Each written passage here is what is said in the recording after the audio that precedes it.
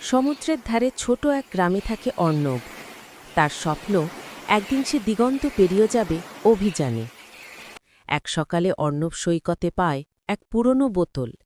ভিতরে লুকানো গুপ্তধনের মানচিত্র ঝলমল করছে সূর্যের আলোয়। অর্ণব প্রস্তুতি নিতে থাকে। গ্রামবাসীরা বিদায় জানায়। সাহস নিয়ে সে পা বাড়ায় অজানার পথে। শান্ত সমুদ্রে ছোট নৌকা ভাসে, বাতাসে ভরে আছে নতুন অভিযানের গন্ধ।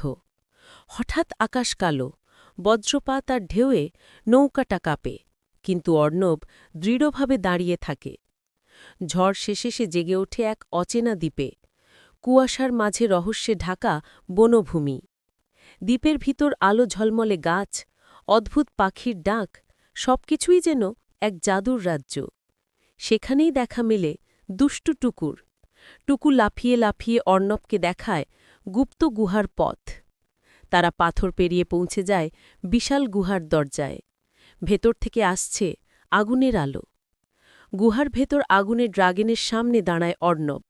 ভয় নয়, সাহস আর বিশ্বাসে ভরে ওঠে তার চোখ।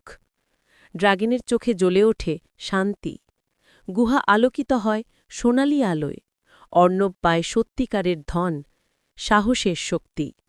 অর্ণব ফিরে আসে গ্রামে, হাতে আলো ছড়ানো ধন আর মুখে বিজয়ের হাসি, সত্যিকারের নায়কের মতো।